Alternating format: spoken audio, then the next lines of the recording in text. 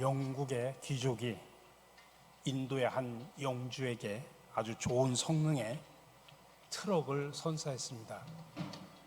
트럭을 선물 받은 인도의 영주는 받은 트럭을 너무나 기뻐했습니다. 얼마 후에 귀족이 영주가 사는 곳을 방문을 했다가 그만 깜짝 놀라고 말았습니다. 왜냐하면 황소 서너 마리가 자기가 선물한 트럭을 끌고 있었기 때문이었습니다.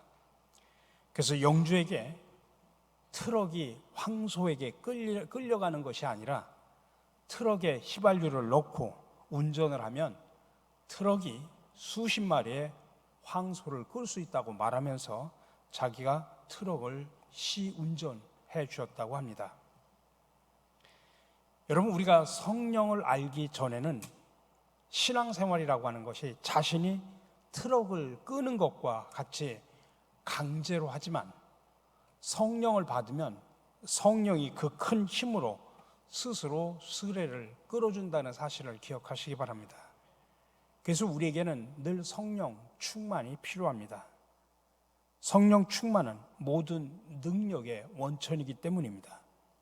또 인간의 모든 문제를 해결하는 마스터 키가 바로 성령 충만입니다. 그러므로 저와 여러분 모두가 늘 성령 충만하기를 간구하시기를 간절히 바랍니다. 그러면 첫 번째로 성령 충만이라고 하는 게 무슨 말일까?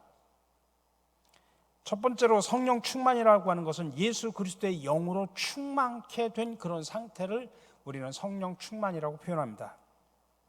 많은 사람들이 오해를 합니다. 성령 충만이라고 하는 것이 성령의 은사나 기사와 또는 이적의 행함, 또는 막 열광적인 기도의 몰입이나 황홀경의 체험 등으로 생각하는 사람들이 많습니다.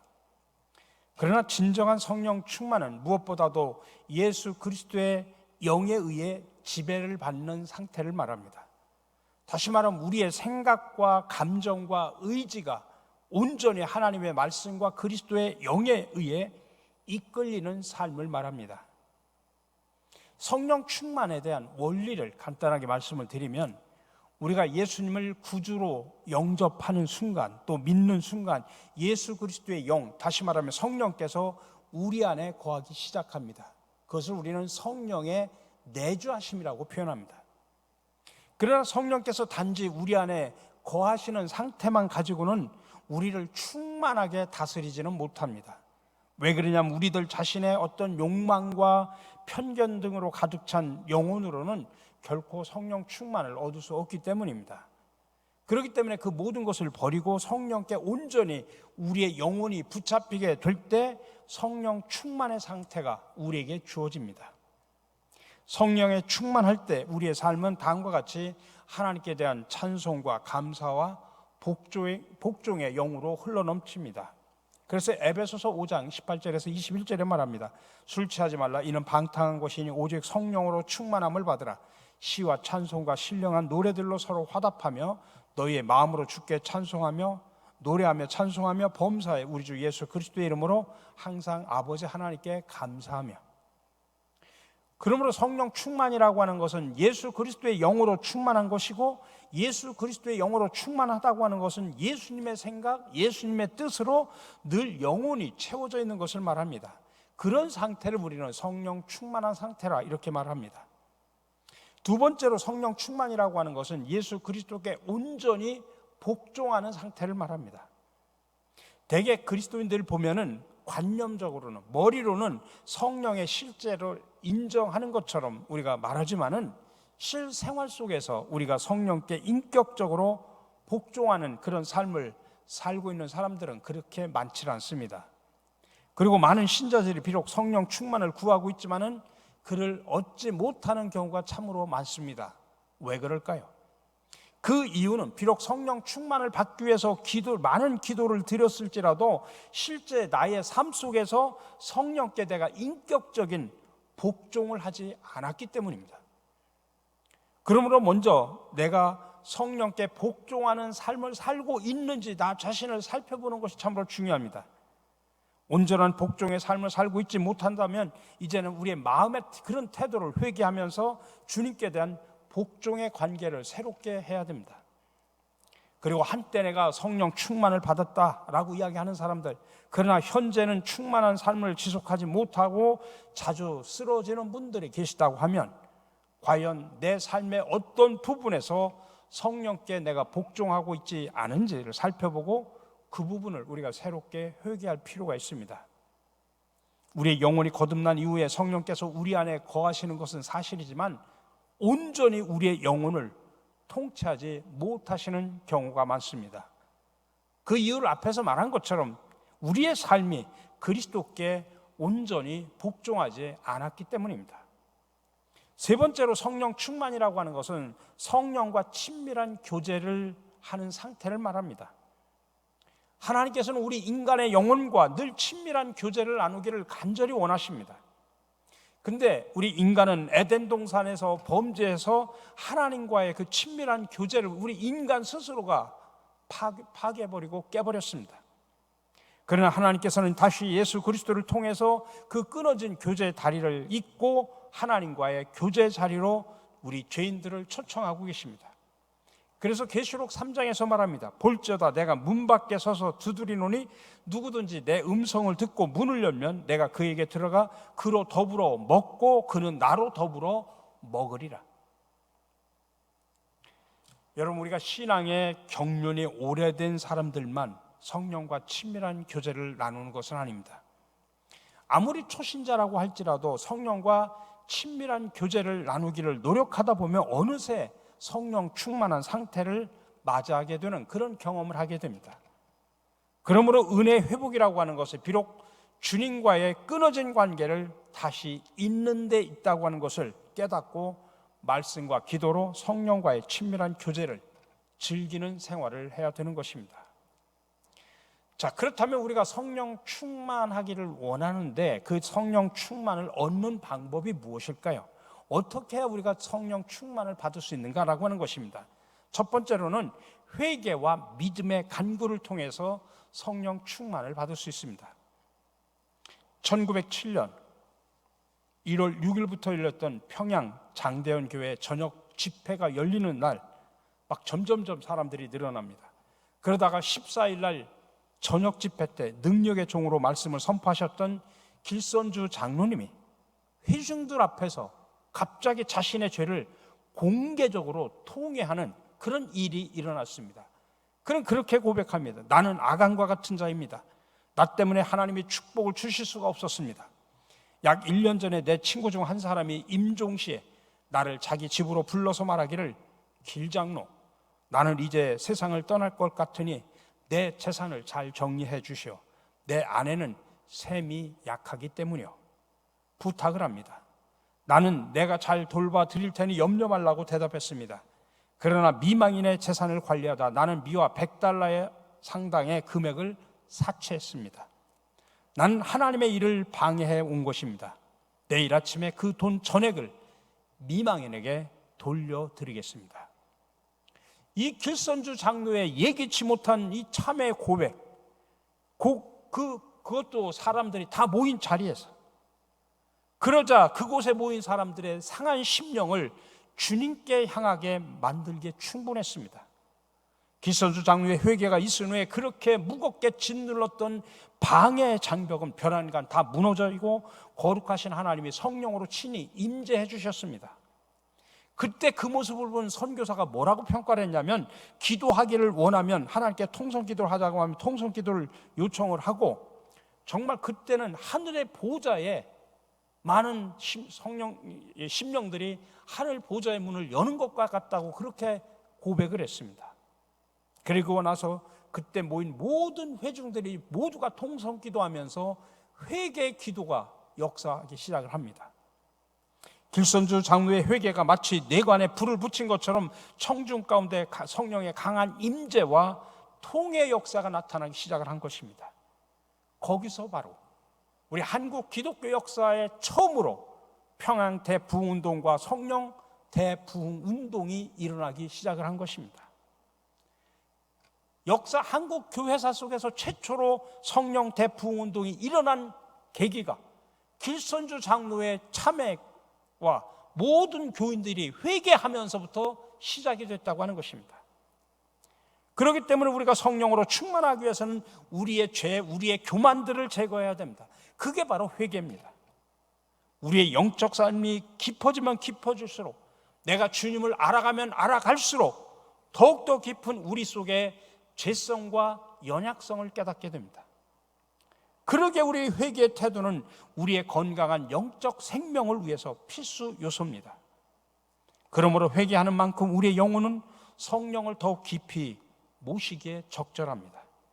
이러한 진실한 회개를 먼저 한 후에 믿음으로 간구하면 성령께서 충만하게 임재함을 믿으시기 바랍니다.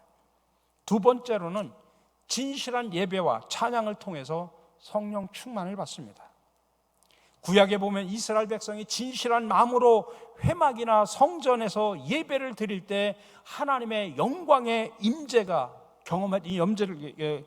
경험했던 것처럼 신약 시대에서도 예배란 마치 성소에 가득한 하나님의 영광을 향해 나아가는 것과도 같은 그런 경외함과 진실함으로 드려야 됩니다. 성령의 임재하심이 강하게 나타나는 그런 예배에 참석할 때 우리 마음이 쉽게 열리고 회개의 영이 임하여 성령 충만함을 경험하는 예가 참으로 많습니다. 그러므로 예배 중에 진실한 영으로 하나님께 찬양을 드리다 보면 깊은 성령의 임재를 맛보게 되고 더 나아가서는 성령 충만의 체험을 할 수 있습니다. 세 번째로는 하나님의 말씀을 전인격적으로 받아들일 때 성령 충만을 받습니다. 여러분, 성령을 받지 않는 사람들은 아무리 설교를 들어도 하나님의 말씀으로 귀에 들어오질 않습니다. 그러나 성령을 받으면 설교가 성령의 감동하심으로 전해져 가지고 그 말씀이 어떤 사람의 말이 아니라 하나님의 말씀으로 믿고 받아들여서 순종하게 되는 것입니다. 이것이 바로 진리의 성령께서 하시는 일입니다. 그러면 성령 충만의 목적을 뭘까? 다시 말하면 왜 우리가 성령으로 충만해야 하는가라고 하는 문제입니다. 그것은 첫 번째로 그리스도를 온전히 닮아가기 위해서입니다. 우리가 신앙생활 속에서 참 매우 안타까운 일이 있는데 그것은 뭐냐면 거듭난 신자들 가운데 많은 사람들이 자기들이 나가야 될 영적 목표를 모르고 방황하는 경우입니다.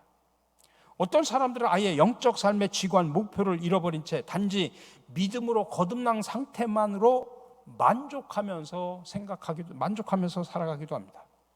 이런 태도를 가지고는 도저히 성장하고 성숙한 그런 영적 생활을 할 수가 없습니다.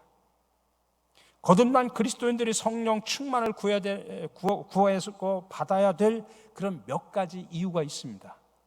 성령의 은사를 체험하고 전도의 능력을 얻고 기사와 이적을 행하고 기쁨에 넘치는 신앙생활을 하는 등 그런 여러 가지 이유를 찾을 수 있겠죠. 그러나 그것보다도 더욱더 핵심적인 성령 충만의 이유는 예수 그리스도를 온전히 닮아가기 위한 것입니다. 우리 영혼 속에 계신 그리스도의 영은 우리 속에서 그분의 인격과 사역을 온전히 이루시기를 원하시기 때문입니다. 바로 이 일을 이루기 위해서 성령이 우리 속에 임재하고 계신 겁니다.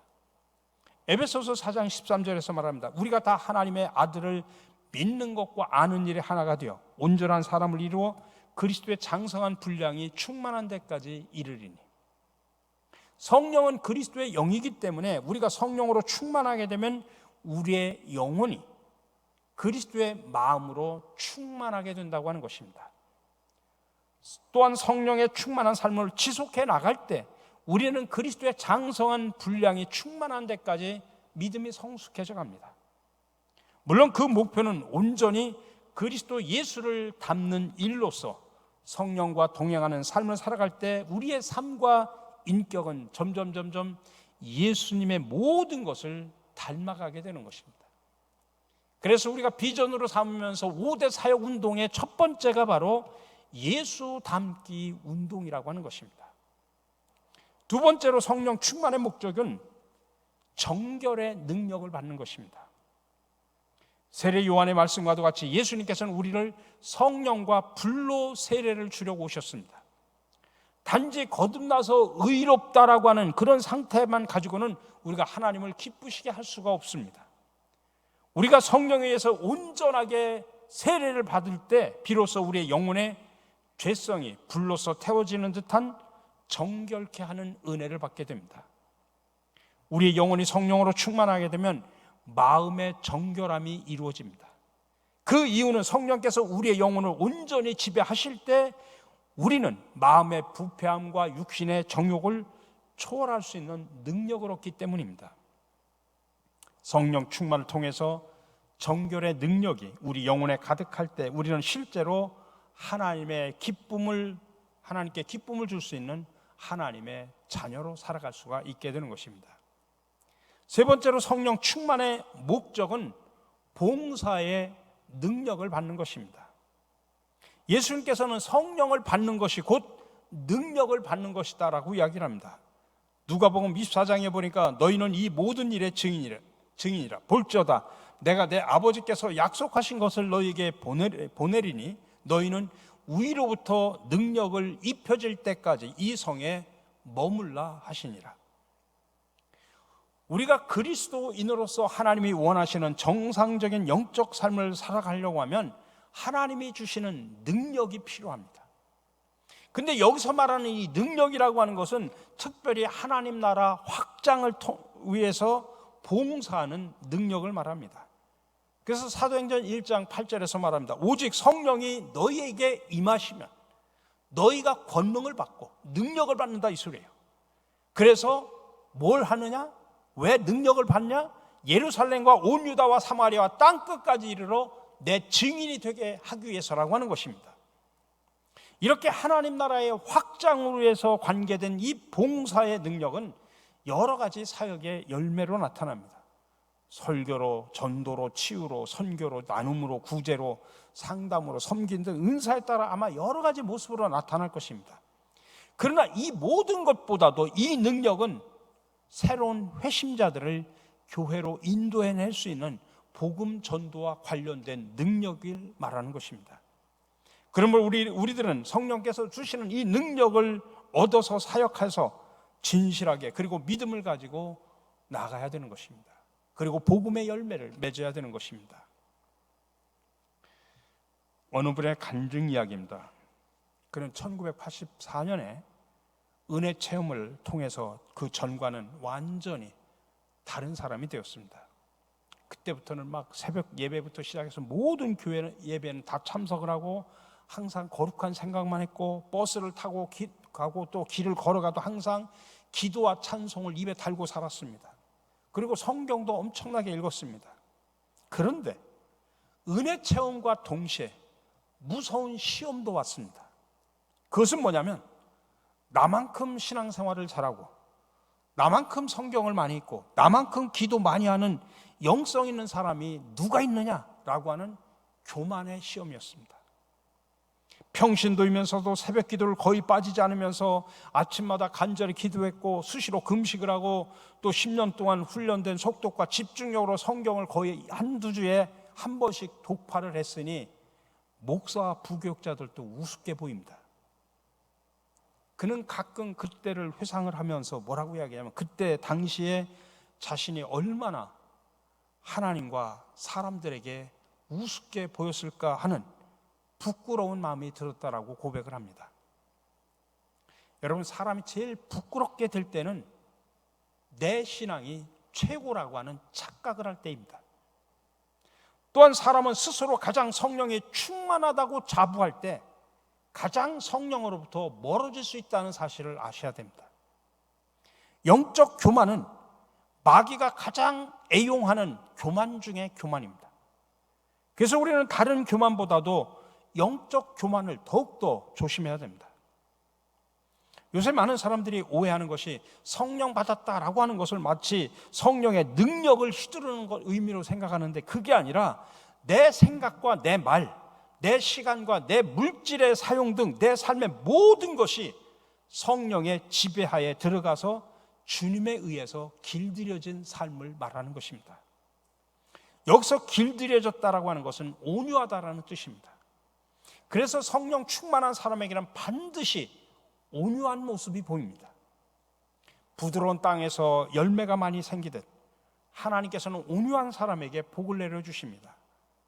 여러분, 성경을 보면 축복받은 사람들의 대부분이 성령 충만하고 온유한 사람들이었습니다. 아브라함이 온유했고 이삭도 온유했고 모세도 온유했습니다. 저와 여러분 모두가 성령님에 의해서 잘 길들여져 가지고 날마다 그렇게 길들여진 삶, 온유한 삶을 살아가시기를 간절히 바랍니다. 마지막으로 성령 충만한 사람의 몇 가지 특징이 오늘 읽은 본문 속에 구체적으로 나옵니다. 첫 번째로는 시간을 지혜롭게 쓰는 모습입니다. 오늘 15장 16절입니다. 그런즉 너희가 어떻게 행할지를 자세히 주의하여 지혜 없는 자같이 하지 말고 오직 지혜 있는 자같이 하여 세월을 아끼라. 때가 악하니라. 세월을 아끼라고 하는 것은 시간을 아끼라는 말입니다. 성령 충만한 사람은 시간에 청지기 의식을 갖고 시간을 지혜롭게 쓸 줄 아는 사람이라고 하는 것입니다. 두 번째는 주의 뜻을 온전히 따르는 모습입니다. 오늘 17절에서 말합니다. 그러므로 어리석은 자가 되지 말고 오직 주의 뜻이 무엇인가 이해하라. 가장 중요한 시간 관리는 주의 뜻을 이해하고 그 뜻대로 시간을 투자하는 겁니다. 그래서 우리 인생에서 시간을 많이 들여가지고 노력하는 것보다도 더 중요한 것은 주님의 뜻대로 방향을 바로 잡는 것이 더 중요합니다. 그럼 주의 뜻이 뭡니까? 가끔 어떤 사람들은 성령이 지시하셨다라고 하면서 이상하게 주님의 뜻을 그렇게 해석하는 사람들도 있습니다. 어느 날 선교사로 나가기로 작정한 영성이 깊은 사람이 어느 나라로 갈지를 고민하고 기도하는데 마침 시내를 나갔다가 서울에 필리핀 대사관 앞에서 차가 막혀가지고 1시간 이상 지체가 되는 것입니다. 그때 그분이 퍼뜩 생각이 납니다. 아, 이것은 내가 필리핀으로 선교를 가라고 하는 하나님의 뜻이구나. 그래서 그는 필리핀으로 선교를 떠났다고 합니다. 여러분, 이것은 신령한 모습이 아니라 유치한 모습입니다. 그렇다면 하나님의 뜻을 우리가 어떻게 할 수 있을까요? 마음을 열면 하나님의 뜻을 아는 것이 그다지 어렵지 않습니다. 여러분, 하나님의 뜻을 아는 것은 성경을 읽으면 그 속에 무수한 하나님의 뜻이 그 속에 담겨져 있습니다. 예를 들면 마태복음 6장 33절에 보니까 먼저 그의 나라와 그의 의를 구하라. 누가복음 13장 24절에 보니까 좁은 문으로 들어가기를 힘쓰라. 데살로니가전서 5장 16절에서 18절에 구체적으로 말합니다. 항상 기뻐하라, 쉬지 말고 기도하라, 범사에 감사하라. 이것이 그리스도 예수 안에서 너희를 향하신 하나님의 뜻이니라. 구체적으로 하나님의 뜻이라고 말하고 있지 않습니까? 그러니 무엇이든지 하나님의 뜻과 일에 우선순위를 두고 십자가를 지려고 하는 삶이 바로 하나님의 뜻입니다. 그처럼 하나님의 뜻을 따라 십자가를 지고 살려고 하면 그에게 화려한 능력과 은사가 없다고 할지라도 그는 하나님이 보시기에 가장 성령 충만한 사람입니다. 세 번째로는 남에게 기쁨을 주는 모습입니다. 오늘 19절입니다. 시와 찬송과 신령한 노래들로 서로 화답하며 너희 마음으로 주께 노래하며 찬송하며. 이 말씀은 단순히 찬송하라는 말이 아닙니다. 찬송을 할 때 마음을 다해 하라고 하는 것입니다. 특별히 이 말씀 속에서 아주 중요한 포인트는 뭐냐면 서로 화답하며라고 하는 말입니다. 그것은 찬송을 통해서 서로 기쁨을 전해주라, 그 소리입니다. 우리가 실망한 이웃에게 격려의 말을 해주고 긍정적인 말과 희망적인 말을 해주는 것도 일종의 찬양입니다. 그처럼 남을 기쁘게 하는 말을 많이 하고 좋은 안색을 많이 해서 분위기를 밝게 해주는 사람이 축복도 많이 받고 행복도 얻게 됩니다. 그러므로 여러분이 성공한 사람이 되려고 하면 무엇보다도 입술부터 성공해야 됩니다. 남을 기쁘게 해주고 편안하게 해줘야 됩니다. 살면서 누구나 다 숱한 고난을 만나기 때문에 누구나 다 격려가 필요합니다. 그렇기 때문에 서로 힘써서 격려해줘야 됩니다. 그처럼 서로 좋은 말과 안색과 손길과 찬송으로 화답하는 성령 충만한 사람이 많아질 때 그 교회 공동체는 하나님의 은혜가 풍성하게 넘치게 되는 것입니다. 네 번째가 범사에 감사하는 모습입니다. 오늘 20절에서 말합니다. 범사에 우리 주 예수의 그리스도의 이름으로 항상 아버지 하나님께 감사하며. 성령 충만한 가장 뚜렷한 특징 중에 하나가 범사에 감사하는 것입니다. 물론 우리가 사람이기 때문에 어떤 일을 당할 때는 잠깐 동안은 불평도 나오고 원망도 나오고 섭섭한 생각도 들지만 그 일이 지나고 나면 몇 시간도 안 돼서 불평했던 것을 후회하고 금방 감사거리를 발견하는 사람은 어느 누구보다도 성령 충만한 사람입니다. 감사의 축복은 이루다 말할 수 없습니다. 감사는 모든 관계를 견고하게 만들어줍니다. 감사는 모든 것을 아름답게 보이게 합니다. 계속 감사하면 우리의 사고와 가치관이 긍정적으로 변하고 믿음, 소망, 사랑도 커집니다. 성령 충만한 사람의 특징입니다. 오늘 마지막 성령 충만한 사람의 특징은 온유하고 겸손한 모습을 가지고 있다고 하는 것입니다. 오늘 21절에서 그리스도를 경외함으로 피차 복종하라고 말합니다. 이 말씀을 하고 나서 이어서 22절, 23절에서는 아내와 남편이 피차 복종하고 사랑하는 원리를 강조합니다. 그리고 6장으로 넘어가면 1절에서부터 4절까지는 부모와 자녀들이 서로 사랑하라고 하는 말씀을 하고 있고 5절에서 9절에서는 종들과 상전들이 서로 이해하고 받아주라는 말씀을 하고 있습니다.